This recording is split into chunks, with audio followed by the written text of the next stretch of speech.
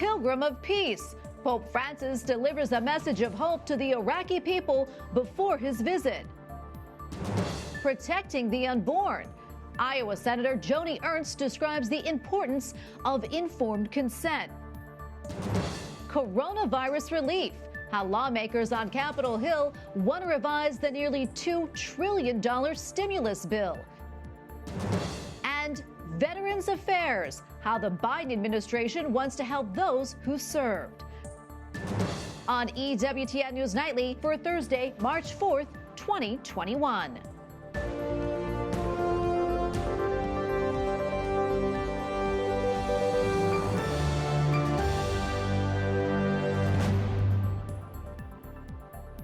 Thank you so much for being with us tonight. I'm Tracy Sable. Just one day before the Holy Father's historic trip to Iraq, Pope Francis tells the Iraqi people that he comes as a pilgrim of peace and hope. Vengo come pellegrino penitente. In a video message, the Holy Father says that he is looking forward to praying with his brothers and sisters of other religious traditions. He also expressed the Church's closeness to the Christians in the Middle East and encourages them to rebuild and begin again.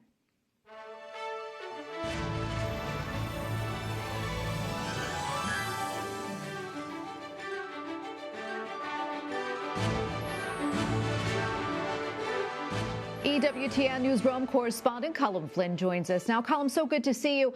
So tell us, what more did the Holy Father say in his message to the Iraqis? Good evening, Tracy. Well, of course, we are on the eve of one of the most historic papal trips as Pope Francis prepares to depart Rome for Baghdad. And this morning, the Holy Father sent a video message to the people of Iraq. He was setting the tone for this weekend's four-day visit. And in the video, Tracy, he talked about his anticipation of being with the Iraqi people, saying that he longed to meet them. He told them that he was coming not as a diplomat or as an official, but as a pilgrim of peace with the aim to seek forgiveness and reconciliation from the Lord after years of war and terrorism. And he also wanted to ask God for healing. Concluding his message, the Pope said they must all continue the journey that Abraham began thousands of years ago on that very land, to walk together in the same spirit along the paths of peace. Colm, what are some of the highlights on the Pope's agenda while in Iraq? I know that you and the EWTN team will be traveling along. So many highlights, Tracy, but one of the biggest events will be the Pope's meeting with the head Shiite Muslim leader al-Sistani on Saturday. This is in Najaf, which is one of the most sacred pilgrimage sites in Shiite Islam. Now, the 90-year-old is considered the most prestigious Shiite religious scholar in the world. The roughly 40-minute meeting will be held at the leader's home, and in line with Muslim tradition, we are told that Pope Francis will remove his shoes before entering the meeting, while the Muslim leader, who normally remains seated for visitors, he will stand to greet the Holy Father. One Muslim religious official says this gesture of standing has never happened with any other guest before. Following the meeting, the Pope will meet with other leaders of different religious traditions at the Plain of Ur, which the Bible records as the birthplace of Abraham, which of course is important to all the three major monotheistic religions, that's Christianity, Judaism and Islam. He will finish his day celebrating Mass in Baghdad in the Chaldean Rite, the first time a Pope has celebrated Mass in this Eastern Catholic Rite, and that will happen at the church where dozens of worshippers were killed during an ISIS attack in 2010. The Pope will then visit Iraqi Christians on Sunday. He will first go to Mosul and have a private moment of prayer for the victims of ISIS, and he will then travel by helicopter to Karakosh to visit the Church of the Immaculate Conception Cathedral. Now, the church interior was charred after ISIS set it aflame after taking control of the town in 2014. The trip will end with Holy Mass at a stadium in Erbil with approximately 10,000 people there. And while there, he will bless a statue of the Virgin Mary, the very same statue that was desecrated by ISIS during the war. Colm, before I let you go, how is security looking over there after the missile attack? Well, Tracy, they've definitely been increasing security this week, and local government officials have said that they are using maximum security to host the Pope. Police have been deployed on the streets of Baghdad, and troops are setting up checkpoints all around the churches that Pope Francis will visit. Although no threats have been announced, there still are concerns of more rocket attacks. Tracy?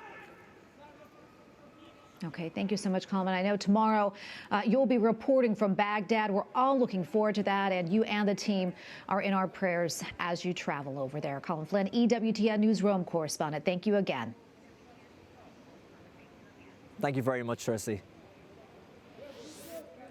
According to the Jesuit Refugee Service, after ISIS abducted over 6,000 Yazidis during their invasion starting in 2014, almost 2,800 remain missing.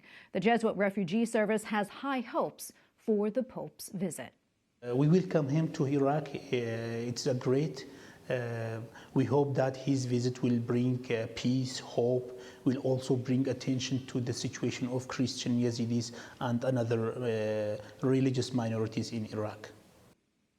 About 1 out of every 18 Iraqis are currently displaced. The Jesuit Refugee Service serves thousands of people in that country. Our thanks to Christian Peskin of EWTN Germany for this contribution. Well, here in the United States, senators are expected to take up the first procedural vote on the COVID-19 relief bill, and it looks like they could be in for a long night. Capitol Hill correspondent Eric Rosales explains. Senate Democrats tell me that they have enough votes to get their version of the bill onto the president's desk. But Republicans plan to introduce a series of amendments during the vote-a-rama, which is when any lawmaker can ask for changes to the bill and then ask for a vote. When you look at the bill, only 9% of the bill goes to something that has to do with COVID. Tennessee Republican Senator Marsha Blackburn tells me one amendment she plans to bring up for a vote would protect Hyde Amendment provisions, which prevents taxpayer-funded abortions. She says this COVID relief bill tries to work around it and get funds into the hands of abortion clinics, both domestically and abroad. What we're seeking to do is to keep these pro-life protections that have generally been bipartisan. But with this cancel culture, I have to tell you, some of my pro-life Democrat friends are now beginning to be fearful of speaking up.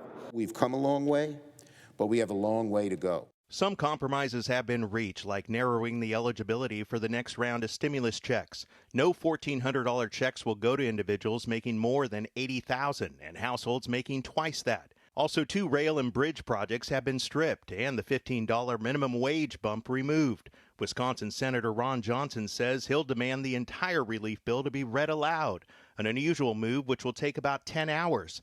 Then there will be 20 hours of debate, followed by the vote-a-rama. It is going to be a long couple of days, you're correct.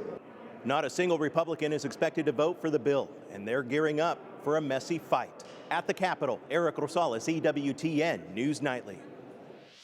A Republican Iowa Senator Joni Ernst recently introduced a bill known as the Informed Consent Act. The legislation would make it a crime to perform an abortion or sterilization procedure on a patient without the informed consent. The bill comes on the heels of a whistleblower complaint last fall that alleged mass hysterectomies were being performed on immigrant women at a customs enforcement facility in Georgia. And joining us now to talk more about the bill is Senator Joni Ernst. Senator, thank you so much for your time today, and welcome back. Before we talk about the Informed Consent Act, I want to talk to you about another bill that's front and center today, the COVID relief bill, or as you call it, the non-COVID package. There is a lot included in the $1.9 trillion bill, and I know many things that you feel should not be. Among them, support for Planned Parenthood. Could you talk more about that? Absolutely. And you just heard this a moment ago from my colleague, Senator Marsha Blackburn of Tennessee, where she was highlighting a number of things that we hope to see changed within the non-COVID $2 trillion package. She is working on those Hyde Amendment protections. We need to make sure that they stay in, but also the Paycheck Protection Program, which goes to small businesses. We do not want that funding Planned Parenthood organizations or other organizations that are assisting with abortions. It is really important that we maintain a steady influence over our taxpayer dollars and make sure that taxpayers are not funding abortions or things that they find abhorrent. Senator, I'm wondering, have you heard from your constituents? And if so, what are they saying to you about this bill? How do they feel about it?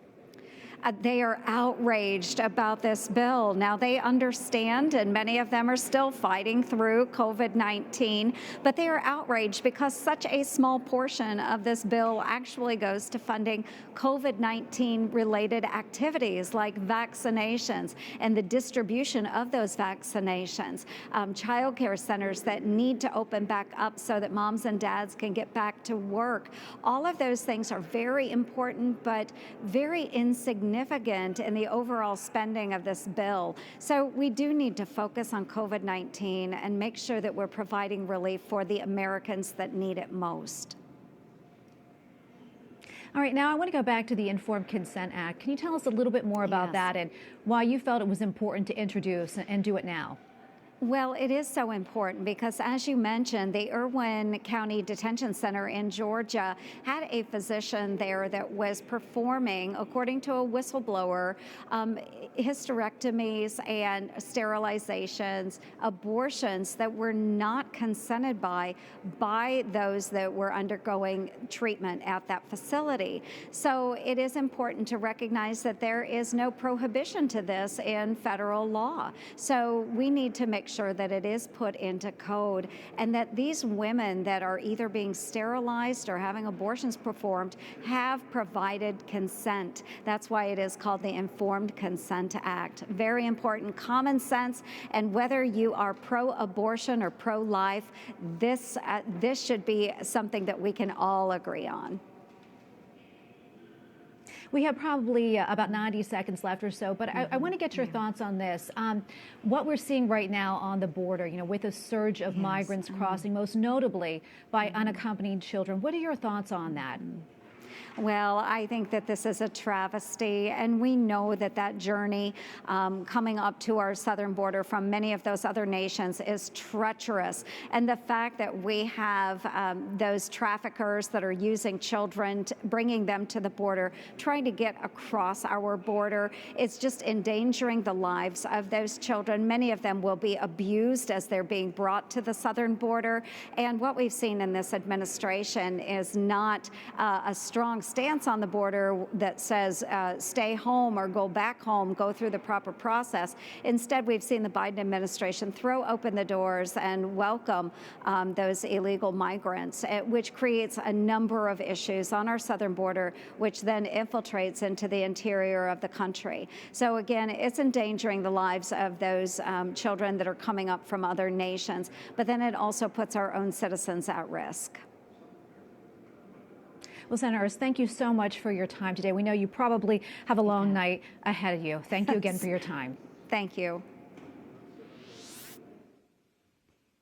The Secretary of Veterans Affairs pushes to get more military veterans vaccinated. Denis McDonough says countless veterans have lost their jobs during the coronavirus pandemic, and he says he wants to help.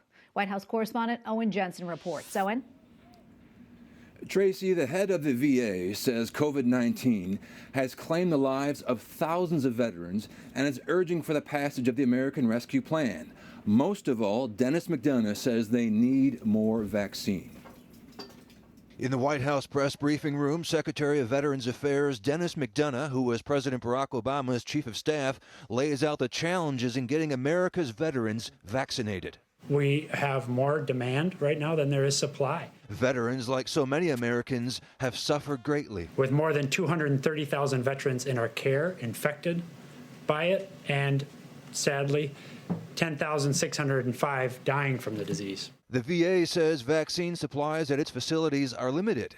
They're following a phased plan based on CDC guidelines. To date, more than 1.4 million veterans have been vaccinated. And at many facilities, vets getting shots in arms must meet certain criteria. They must already receive care at the VA and be at least 75 years old or have health problems that increase risk for severe illness from COVID-19. And we're making sure that equity is at the forefront of where and how we distribute vaccines. Also at the White House today, President Joe Biden welcomes lawmakers and the Secretary of Transportation to discuss rebuilding America's infrastructure, including mass transit, airports, water systems, and more. It's not only creates jobs, but it makes us a hell of a lot more competitive around the world if we have the best infrastructure in the world. The White House says investing in infrastructure could create good union-paying jobs. The question, of course, is the price tag. Listen to this. Today, the Congressional Budget Office said the national debt could double in size in just the next 30 years. At the White House, Owen Jensen, EWTN News Nightly. Coming up, we've heard from medical professionals who worry they'll be forced to violate their beliefs. Tonight, the growing battle over conscience rights.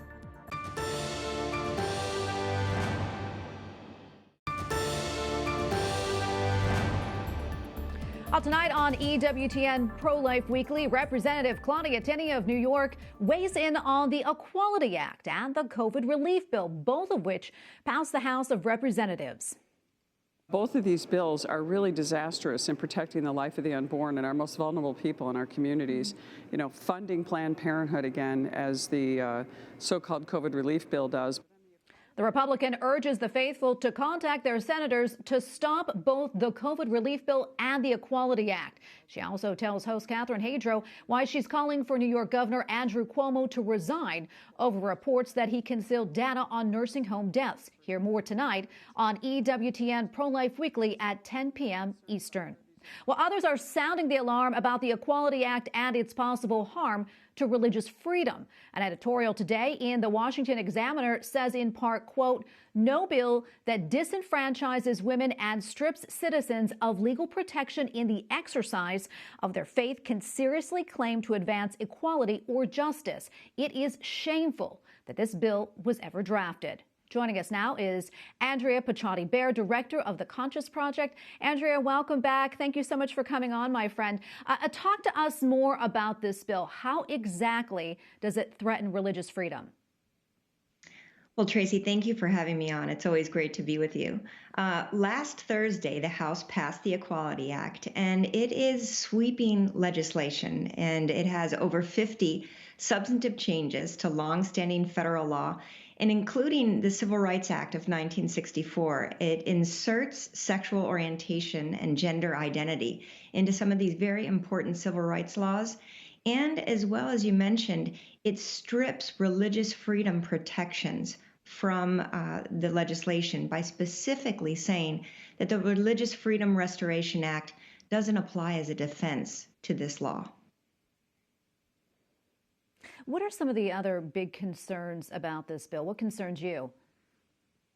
Well, you know, I've been paying attention. I listened to the debate on the floor of the House, and I think I'd point people to look at some of the great stuff that's been written and spoken by scholars like Ryan Anderson and Mary Hassan, who's the director of the Catholic Women's Forum.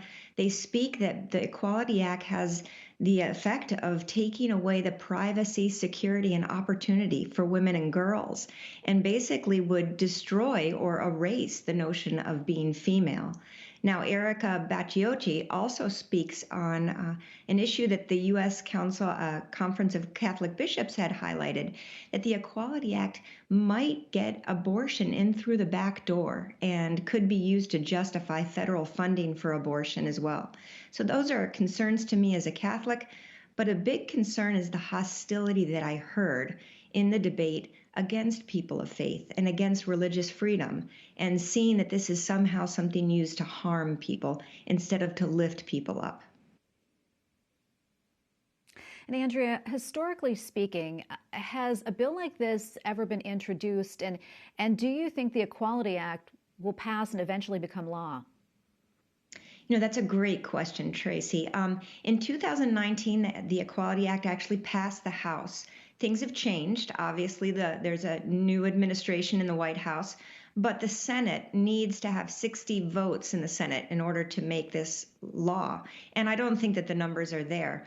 There is a concern, though, that the Biden administration's support for the Equality Act could find a form in the form of executive orders and administrative rules. So some of these problematic aspects could find their way in through the executive branch.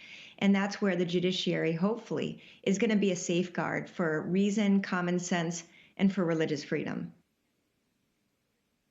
Yeah, we hope so, for sure. Well, Andrea, thank you so much for coming on. We always appreciate your insights. Oh, it's my pleasure. Thanks, Tracy. Up next, Roe v. Wade the film. Executive producer Alveda King shares the movie's pro-life message.